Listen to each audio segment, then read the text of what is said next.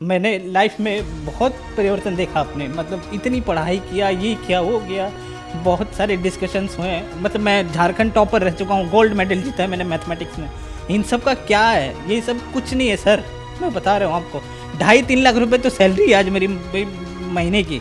मतलब वो जो भी हो चुका हो सका है, वो सब सिर्फ और सिर्फ संत रामपाल जी महाराज की वजह से हो सका है। जो भी व्यक्ति इस बात को अगर बोलता है कि मतलब मैं साइंस हुआ और मैं आपको चैलेंज कर सकता हूँ, मैं बता रहा हूँ आपको, आप एक बार उनका सत्संग बस सुनकर देखिए। वो जो वहाँ जेल में बैठे हुए हैं ना, वो साक्षात भगवान है। नमस्कार सर। नमस्कार सर। सर क्या नाम है आपका? मेरा नाम नीलमणि दास है। मैं जांजगीर चांपा छत्तीसगढ़ का रहने वाला हूँ और अभी फ़िलहाल गुड़गांव में एक यूएक्स डिज़ाइनर की पोजीशन पे कार्यरत हूँ। सर संत रामपाल जी महाराज से नाम दीक्षा आपने कब ली? मैंने संत रामपाल जी महाराज से नाम दीक्षा 20 मई 2014 को ली थी। सर संत रामपाल जी महाराज से नाम दीक्षा लेने से पहले क्या आप कोई भक्ति साधना भी करते थे? जी सर, मैं आशाराम से जुड़ा हुआ था। आशाराम जी की भक्ति करता था। ऑलमोस्ट मुझे 6 साल हो गए थे उनकी भक्ति करते करते। और उनकी भक्ति करते करते कुछ खास वैसे तो लाभ नहीं हुआ था, बट थोड़ी बहुत जो बुराइयां थी मेरे अंदर में वो छूट गई थी, मगर ऐसा कुछ एडवांस लेवल पे कुछ लाभ नहीं हुआ था सर जी। तो फिर क्या कारण बना कि आप संत रामपाल जी महाराज की शरण में आए? जी, मैं एक साइंस का विद्यार्थी हूँ सर। मैं मतलब आईआईटी बॉम्बे में मैंने पढ़ाई भी की है। तो मेरे भैया पहले ही संत रामपाल जी महाराज से नाम दीक्षा ले चुके थे। तो उनके साथ मैंने बहुत आर्ग्यूमेंट किया कि भैया ये क्या हो सकता है, मतलब इंसान कैसे भगवान का रूप का दर्जा मिल सकता है किसी को। तो मैंने बहुत आर्ग्यूमेंट किया। मैं आसाराम जी की पॉइंट ऑफ उनके टाइम पे भी मैंने बहुत आर्ग्यूमेंट किया था कि नहीं, साइंस से बड़ा तो कुछ है ही नहीं, मतलब विज्ञान ही है सब कुछ गॉड का एग्जिस्टेंस आप ऐसे किसी आदमी को नहीं बता सकते। लेकिन जब उनसे बहुत डिस्कशन चला मेरा, संत रामपाल जी महाराज के मैं आश्रम गया। मैं आश्रम जाने के दौरान मुझे ये लगा कि ये तो बिल्कुल अलग जगह है। यहाँ पे लोगों को मुफ्त में खाना सोने का व्यवस्था, क्योंकि आशाराम के पास में मैं जा चुका था, वहाँ पे पैसे से आपको दिया जाता था। मतलब आप पैसे कूपन कटाओ और उसके बाद में आपको दाल चावल मिलती थी। वहाँ पे इतना कोई व्यवस्था नहीं था। बड़े जो पैसे वाले हैं उनको आगे बैठाया दिया जाता था, हम लोग बहुत पीछे बैठते थे और कहीं से दूर में तो छोटी मोटी झलकी मिलती थी आशाराम जी की। लेकिन यहाँ पे देख रहा हूँ सारे लोग आके आराम से परमात्मा आशीर्वाद दे रहे हैं। और उसी दौरान पे मुझे थोड़ा सा मन में एक तो कहीं विचार हुआ, नहीं यार, मैंने कहीं और भी भक्ति की है तो यहाँ पे भी आकर एक कोशिश की जाए। संत रामपाल जी महाराज से मैंने नाम उपदेश लिया। संत रामपाल जी महाराज ने आशीर्वाद भी दिया। और मुझे सबसे एक आश्चर्य बात और लगी सर कि आप किसी भी व्यक्तिजन के आश्रम में जाएं, आशाराम जी को ले लें या किसी और भी बहुत सारे संत और जो पुरुष अपने आप को बताते हैं उनके आश्रम में जाएंगे तो वो लोग इंडिविजुअली आपको आकर आशीर्वाद नहीं देते हैं। मतलब जो मैंने नोटिस किया संत रामपाल जी महाराज के आश्रम में, वो हर एक शिष्य को आकर उनके सर पर हाथ रखकर आशीर्वाद दे रहे थे, जो कि अपने आप में एक बहुत बड़ी बात है। मतलब कौन से एक आप इतने बड़े पदवी पे पहुंच गए हो तो अपने आप को समझने लग जाते कि नहीं मैं तो आई एम गॉड।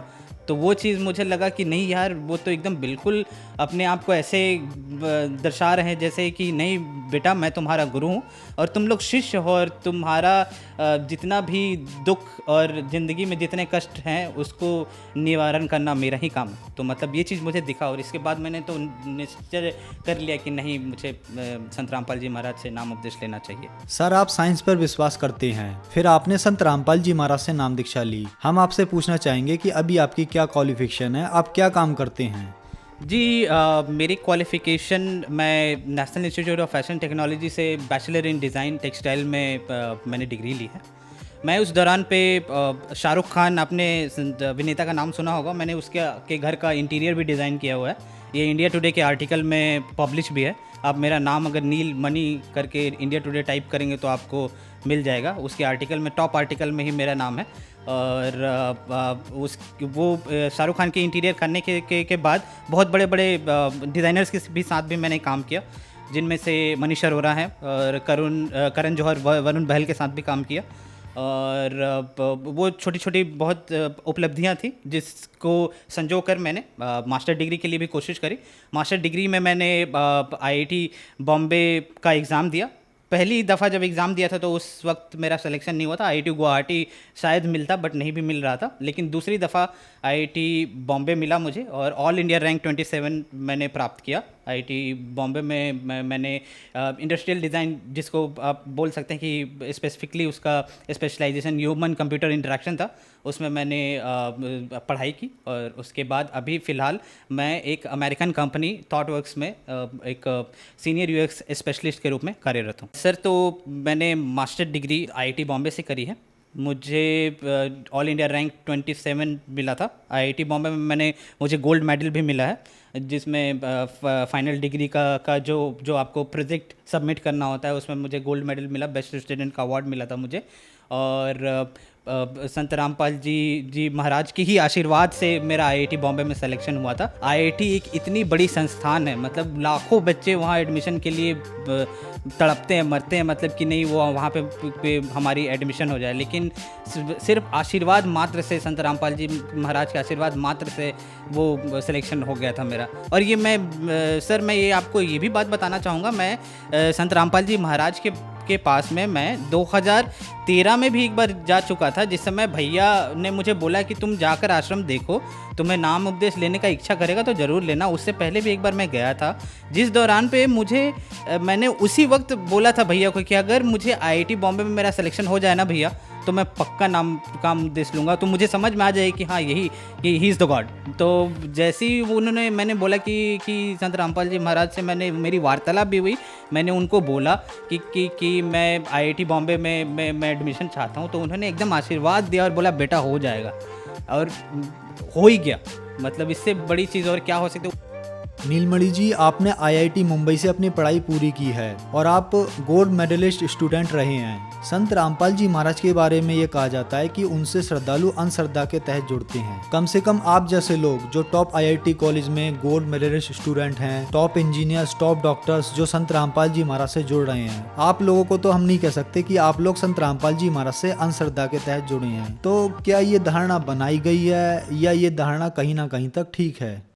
ये धारणा मुझे लगता है कि जब बरवाला कांड हुआ था उसके बाद में सोची समझी तहत एक साजिश थी। मतलब गवर्नमेंट ने बहुत अच्छे तरीके से प्री प्लान किया था मेरे ख्याल से कि संत रामपाल जी महाराज के जो अनुयायी हैं उनको ये बताया जाए कि अंधश्रद्धा से ये जुड़े हुए हैं, और उनके ज्ञान को भी अलग तरीके से पेश किया गया। बट मैं आपको बताता हूँ, आईआईटी के 70-80% स्टूडेंट को आप देख लेंगे वो एथीज़म की ओर जा रहे हैं, मतलब वो कंप्लीट एथिस्ट होते जा रहे हैं। उनको गॉड पे में यकीन ही नहीं है कि गॉड का एग्जिस्टेंस है, इसने इस पर्टिकुलर यूनिवर्स को किसने क्रिएट किया है। अरे भाई, आप बोलते हो कि ये गैलेक्सी इतना बड़ा है, मुझे दिखाई नहीं देता, इतना अभी तक आप मानिए सर कि जितने सारे आपके फिलोसोफर हैं, जितने सारे आपके साइंटिस्ट हैं, इवन आप बोलिए ना तो जो आईआईटी से मास्टर डिग्री लेते हैं उनको आप एक जूनियर साइंटिस्ट भी बोल सकते हैं, और मैं एक जूनियर साइंटिस्ट भी हूँ। लेकिन आप जो छोटे छोटे जितने भी वहाँ पे स्टूडेंट हैं, आप उनसे जाकर आप ये पूछेंगे ना, उनका जो विश्वास है गॉड की ओर एक बिल्कुल भी बदल चुका है। मतलब लोग इतने ज़्यादा अंधविश्वास की ओर जा चुके हैं कि आपको यकीन नहीं होगा। और ये संत रामपाल जी महाराज को इस तरीके से ठहराना, उन्होंने एक एक चीज़ को, हर एक शास्त्रों को खोल के, वेद को, सभी चीज़ों को बताया है कि कहाँ पे भगवान का जिक्र है और वो भगवान आखिरकार कौन है, और हमें किस भगवान का पूजा करना चाहिए, किस तरीके से करना चाहिए, और सही तरीके का गुरु कौन है। उन्होंने तो सिर्फ यही बताया। मेरे ख्याल से शायद ये चीज़ जितने भी और धर्म गुरु थे उनको पची नहीं होगी, क्योंकि उन्हें उनका जो व्यवस्था चल रहा है आजकल का, शायद हो सकता है कि जिस तरीके से ये ज्ञान प्रचार हो रहा था तो उनको लगता है कि शायद मेरा बंद हो सकता है, इसलिए उन्होंने इस तरीके का षड्यंत्र रचा। ये बिल्कुल, आप अगर खुद में पढ़े लिखे हैं, आपको साइंस पे विश्वास है, आप थोड़ा बहुत भी मेटाफिजिक्स या फिर आपको लगता है कि मैं अध्यात्म में बिलीव करता हूँ, तो आप किताबों को खोलिए, गीता को खोलिए, आप चारों वेद को खोलिए, पुराणों को खोलिए, जो संत रामपाल जी महाराज सत्संग में बताते हैं, सिर्फ आप उनको देखिए और समझने की कोशिश कीजिए, आपको बहुत परिवर्तन दिखेगा। आपको लगेगा कि एक्चुअल में सच्चाई क्या है। नीलमणि जी, आप हाईली एजुकेटेड पर्सन हैं। आप इन बातों को अच्छी तरीके से जानते हैं। लोग तीर्थों पर जाते हैं, गुरु बनाते हैं, भगवानों की पूजा करते हैं। टॉप इंडिया के हॉस्पिटल और विदेशों के भी हॉस्पिटल कह देते हैं कि आपकी बीमारी लाइलाज है, ये ठीक नहीं हो सकती। प्रूफ के तौर पर वो अपनी रिपोर्ट्स भी दिखाते हैं और संत रामपाल जी महाराज उन बीमारियों को ठीक कर देते हैं। क्या कारण है? मुझे लगता है कि जो आजकल देखिए बहुत सारे ऐसी ऐसी बीमारियां होती हैं जिनको डॉक्टर भी बोल देते हैं कि ये मेरे से पॉसिबल नहीं है, ये ठीक नहीं हो सकता। मैं अपना ही एग्जांपल आपको बताता हूँ। मतलब मैं खुद भी ब्रोंकाइटिस का पेशेंट रह चुका हूँ। इन्हेलर था मेरे पास में, मैंने बहुत सारे डॉक्टर्स के पास गया हूँ जिस दौरान मैं अपने बैचलर डिग्री कर रहा था उस समय, और दिल्ली में पॉल्यूशन बहुत बढ़ा हुआ था, तो उस समय सांस लेने में बहुत तकलीफ़ होती थी। तो मुझे कहीं ना कहीं लगा, और भैया से मैं भी मैंने पूछा कि क्या करना चाहिए। तो डॉक्टर के पास तो जा ही रहे थे, लेकिन मैंने सोचा एक बार अरदास लगा कर देखें संत रामपाल जी महाराज से क्या होगा। जब जब अरदास लगाई तो एकदम से गायब हो गया। आज की डेट में मैं बता रहा हूँ आपको कि मतलब ऐसे बीमारी छू मंतर हुई जो डॉक्टर बोल रहे थे कि टाइम लगेगा, आपको इनहेलर ले लो और अलग अलग तरीके के टैबलेट्स दे रहे थे। आज जब संत रामपाल जी महाराज की इतनी दया हुई है कि मुझे तो दवाई हाथ लगाना ही नहीं पड़ता। संत रामपाल जी महाराज सिर्फ आपको मंत्र देते हैं। वो मंत्र और साधना को आप सही तरीके से जब करने लग जाएंगे तो ऑटोमेटिकली आपकी की जो जितनी भी बीमारियां हैं धीरे धीरे करके ठीक हो जाएंगे। और मेरे बहुत सारे ऐसे मित्र हैं सर जो आईआईटी में पढ़े हैं, और वो भी मतलब ऐसे अगरबत्ती वगैरह दिखाते थे, और मैं साथ ही साथ मैं अपना नित्य नियम किया करता था संत रामपाल जी महाराज का। तो वो लोग, उनको आश्चर्य होता था कि ये कौन सी पूजा की विधि है जिसमें कुछ जलाना नहीं पड़ता, कुछ करना नहीं पड़ता, एक आपने बस जोत जला दिया है, उसके बाद में आप बस उसको पाठ कर रहे हो, ये क्या है। तो मैं उसी तरीके से उनको समझाने की कोशिश करता था, ये जो आप कर रहे हो ये बिल्कुल आडंबर है, ये कहीं लिखा ही नहीं हुआ है। आप मुझे बताओ गीता में कहाँ लिखा हुआ है, किसी वेद में बताओ, पुराण में बताओ। और मैं यकीन मानिए, मैं जिस लड़के के साथ में आईआईटी रूममेट में था, मेरा जो रूममेट था वो रैंक 1 होल्डर था, मतलब ऑल इंडिया रैंक 1। तो वो बहुत बड़ी बात होती है। मतलब ऐसे लोगों के भी लोगों में आपको इतनी अंधविश्वास दिखेगी ना, जो कि मतलब जिसको देखा समझा ही नहीं जा सकता। तो मैं कहूँगा कि कम से कम आप संत रामपाल जी महाराज की जो पूजा विधि साधना है उसको समझिए, और जो उन्होंने गीता और वेद शास्त्र पुराण में जो बताए हैं कम से कम उनको फॉलो कीजिए, देखिए, सत्संग सुनिए, तो आपको समझ आ जाएगा। सर, आप साइंटिस्ट हैं। हम आपसे पूछना चाहेंगे कि संत रामपाल जी महाराज के नामदान सेंटर पूरे इंडिया के साथ साथ विदेशों में भी खुले हुए हैं। संत रामपाल जी महाराज टीवी के माध्यम से नाम दीक्षा देते हैं। तो सर, ये कैसे पॉसिबल हो रहा है? एक संत इतनी दूर बैठकर अपने श्रद्धालुओं को सभी लाभ, उनकी बीमारियां एक मंत्र देकर ठीक कर रहे हैं। मैं तो सर सबसे पहले मैं आपको ये बोलना चाहूँगा कि आपने उनको संत बोलकर मतलब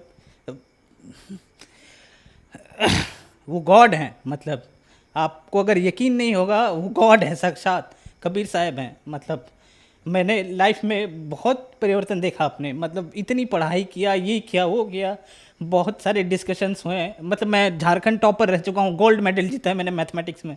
इन सब का क्या है? ये सब कुछ नहीं है सर, मैं बता रहा हूँ आपको। 2.5-3 लाख रुपए तो सैलरी है आज मेरी महीने की। मतलब वो जो भी हो चुका हो सका है, वो सब सिर्फ और सिर्फ संत रामपाल जी महाराज की वजह से हो सका है।